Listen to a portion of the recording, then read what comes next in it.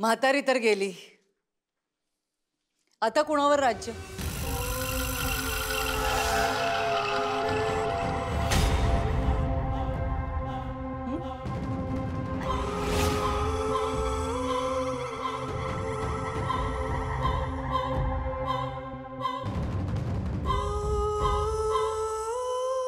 मी ना एक गोष्ट सांगते तुम्हाला सगळ्यांना, नीट ऐका हा.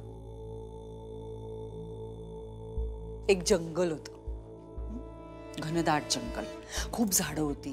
झाडं तर असणारच, पशुपक्षी होते. पण गंमत अशी की ती सगळे एकमेकांबरोबर असे छान गुण्यागोविंदाने नांदायचे.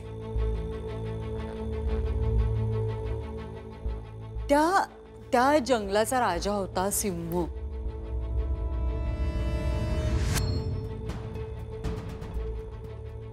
आणि त्या जंगलात इकडे एक माकडीण राहायची.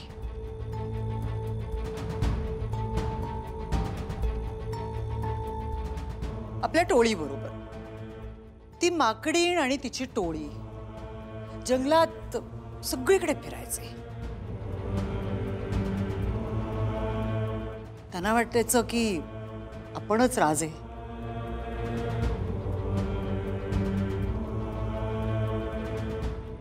म्हणजे ती माकडीण स्वतःला सिंहापेक्षा श्रेष्ठ समजायची.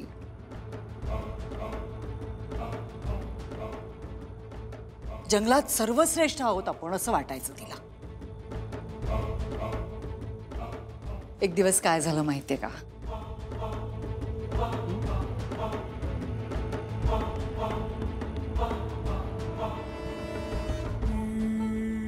Any cases?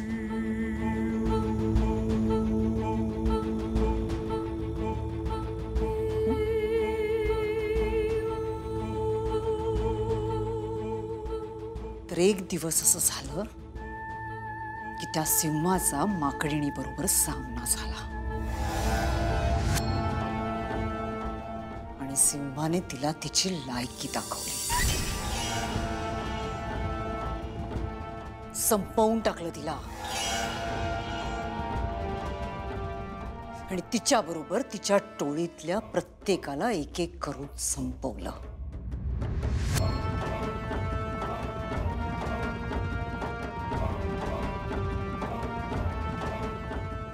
कळली का गोष्ट?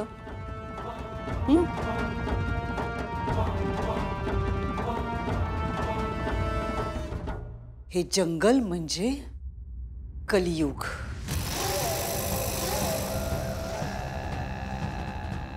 आणि कलियुगातली माकडीण म्हणजे ही नेत्रा.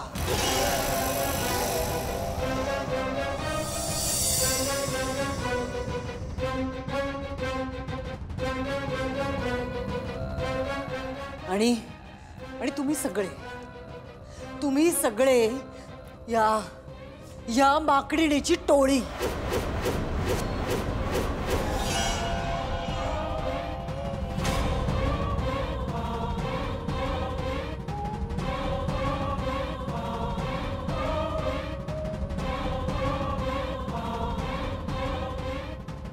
आणि सिंह म्हणजे हा विरोचक, कलियुगातला विरोचक, आणि हाच जिंकणार.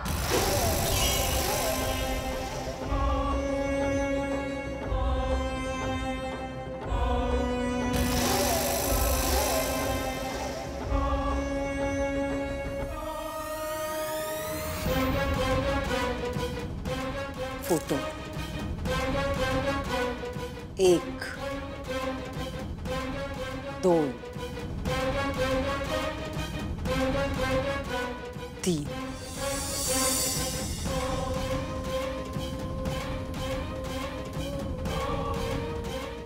असेच फोटो लागणार. मी ते लावणार.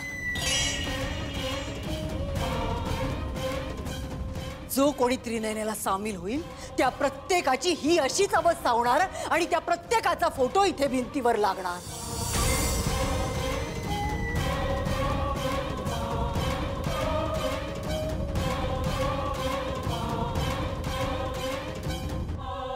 खेळ सुरू झालाय. आता या खेळातून कोणालाही बाहेर पडता येणार नाही.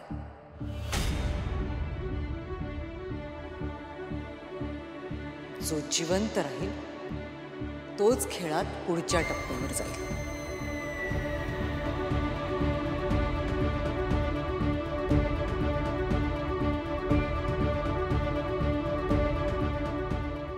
करायची सुरुवात.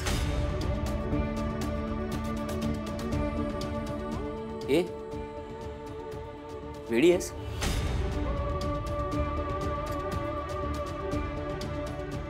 हा, अक्कल आहे का जरा?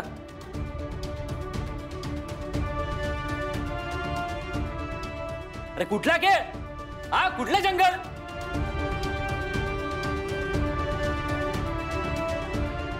आम्हाला संपवणार तू? मी तुला संपवून टाकेन, कळलं ना?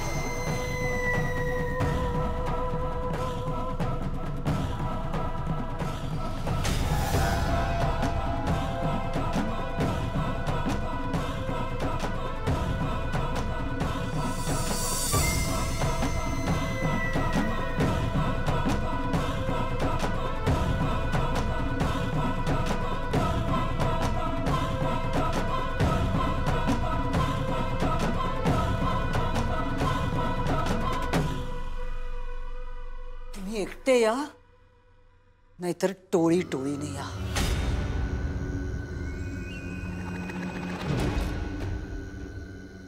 कुणालाही सोडणार नाहीये मी संपवणार तुम्हाला. हा विरोचक तुम्हाला संपवणार. काही नाही बिघडू शकाल तू आमचं.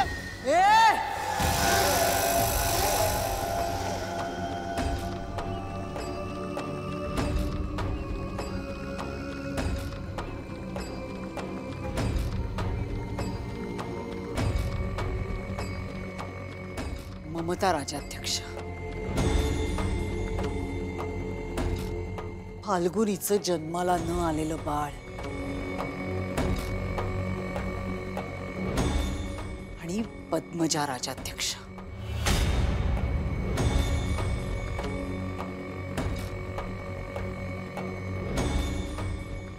आता कुणाचा नंबर लावायचा?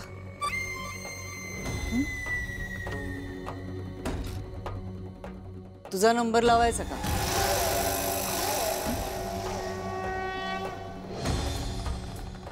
काय बिंडोक राजाध्यक्ष?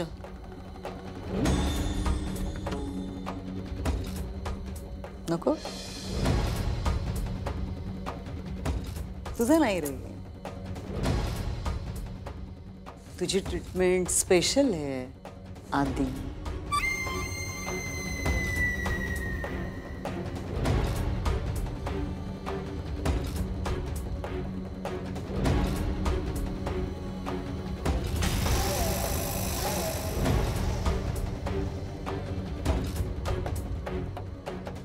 तुम्ही सगळे ठरवा आपसात कोणाला बळी द्यायचं. पहिला बळी कोण? आणि सांगा मला.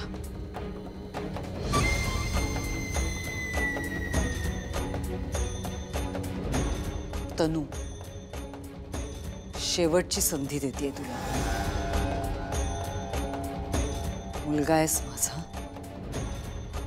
छोटा विरोचक आहेस. सांग मला.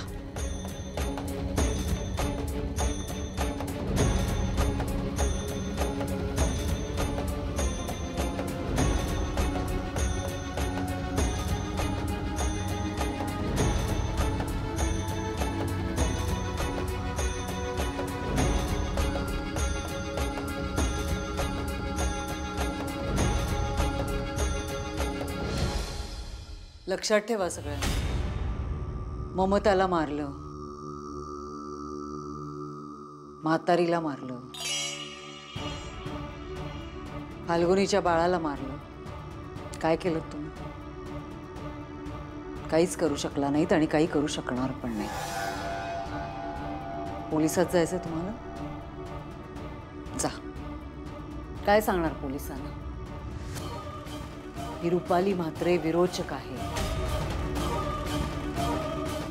आणि तिच्या नागाने या सगळ्यांना मारलं.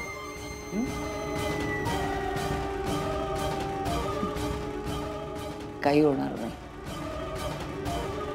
तयार राहा. प्रत्येकाचा नंबर लागणार. खेळ सुरू झालाय.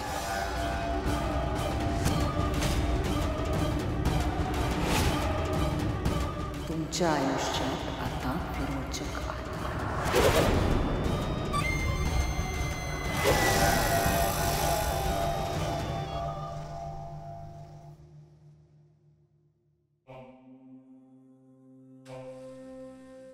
साहेब, ठरलं होतं ना तुम्ही आजींच्या अस्थी विसर्जित करायला जाणार.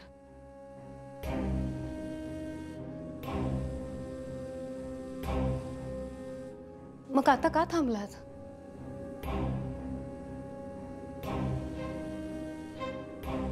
नेत्रा, मला कळतंय अस्थि विसर्जन करणं गरजेचं आहे, पण तू ऐकलंस ना आता ती काय म्हणाली. आता पुढचा नंबर तिचाच असेल.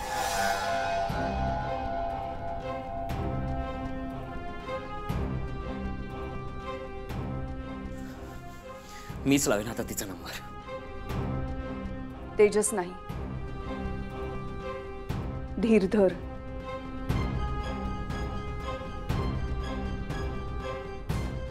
साहेब, ती आजींची शेवटची इच्छा आहे, पूर्ण व्हायलाच हवी. आणि इथे आम्ही आहोत ना, मी आहे, इंद्राणी आत्या आहेत, अस्तिका आहे आमच्या बरोबर. आम्ही बघून घेऊ इथे. अद्वैत, कळतंय मला सगळं, पण तू खरंच काळजी करू नकोस. नाही, घरात ही अशी परिस्थिती असताना मी घरात नाहीये याचं टेन्शन येत राहील मला. मला माहिती आहे सगळं कठीण आहे, खूप कठीण आहे.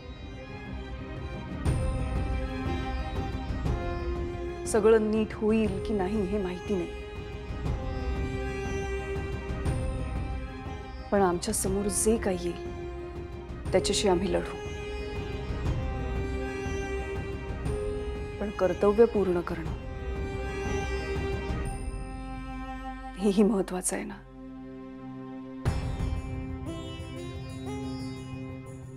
साहेब, आत्या बरोबर बोलतायत. तुम्ही दोघेही आजच निघा. नेत्रा, पण इथे आम्ही काळजी घेतो. आणि काही वाटलं तर आम्ही लगेच फोन करतो तुम्हाला.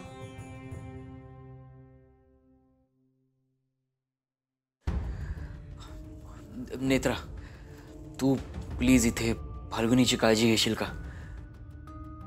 भाऊजी, अहो, सांगायची सुद्धा गरज नाहीये. मी घेईन त्यांची काळजी. तेजस, फ्लाईटचे तिकीट्स बुक कर. आपण आजच निघूयात आणि लवकरात लवकर परत येऊ जाऊ. ओके, करतो बघ.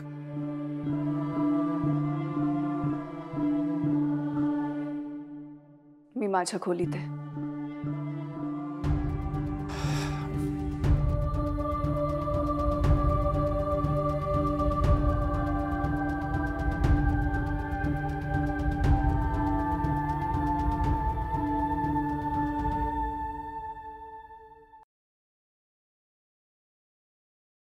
साहेब, सगळं व्यवस्थित होईल. तर आपण कधी बाहेर पडणार आहोत या सगळ्यातून? देवी यायची इच्छा असेल तेव्हा. साहेब, मला माहिती आहे आपल्या घरात सतत भीतीचं, धोक्याचं वातावरण आहे, पण आपण हरायचं नाही. आपण लढायचं आणि विरोचकाचा अंत करायचा. माझा पूर्ण विश्वास आहे देवी आईवर. ती आता फार काळ आपला अंत नाही पाहणार. जे काही घडलंय त्याचा अर्थ आणि त्याचा परिणाम आपल्याला लवकरच पाहायला मिळेल. त्यामुळे तुम्ही शांत चित्ताने जा आणि आपल्या आजींची शेवटची इच्छा पूर्ण करा.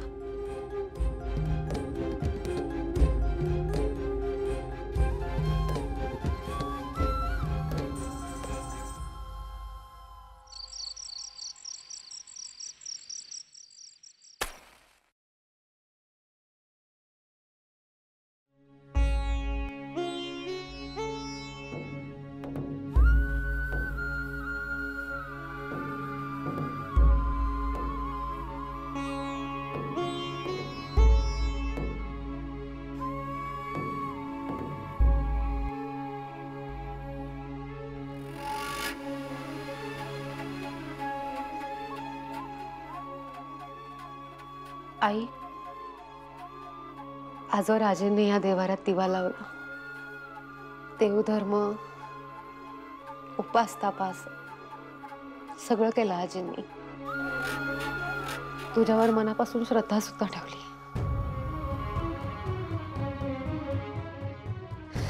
पण आज आजीच आमच्यामध्ये नाही.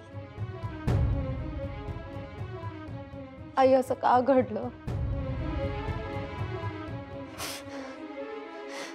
आमच्या आजींना का हिरावून घेतलंस?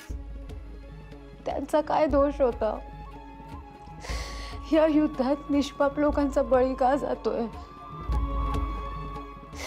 सगळं नियतीप्रमाणे घडत असेल, तुझ्या इच्छेप्रमाणे सगळं घडत असेल, पण या सगळ्यात मी माझ्या माणसांना, माझ्या नात्यांना का गमावते? आई, आता या सगळ्यात आणखी कोणाचा बळी नको जायला. मृत्यू आणि माझ्या घरातल्या प्रत्येकाच्या मध्ये आता मी उभी असेल.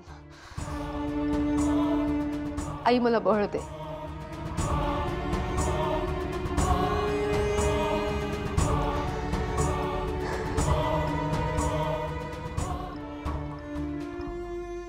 अद्वैत फोन करतोय तुला, तुझा फोन लागत नाहीये. मी करते.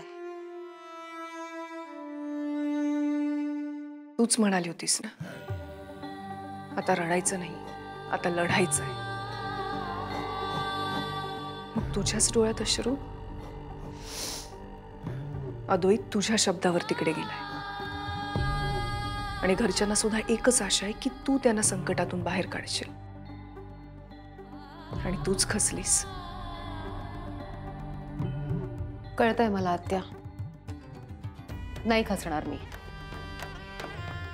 नाही हरणार, आणि थांबणार तर मुळीच नाही.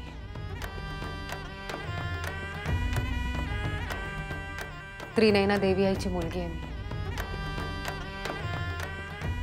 नेत्रा अद्वैत राजाध्यक्ष. मी माझं कर्तव्य पूर्ण करणारच. आलंच.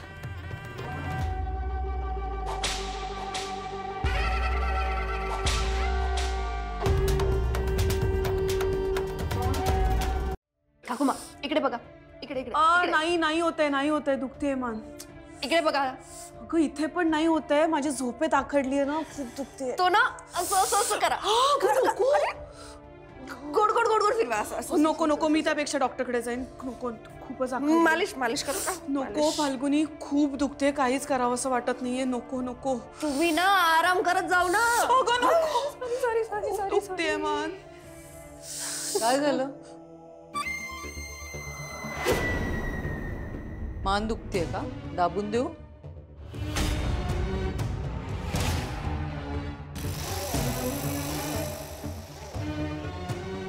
काय ग? हा, मला अगं बस ग. एवढी कसली घाई आहे? काय स्मशानात जायचंय म्हातारीला भेटायला? एवढी जरा कमी पीत जा ग, बरं वाटेल मग. बघू मान तुझी. नाही नको. अगं मारत नाहीये तुला. नको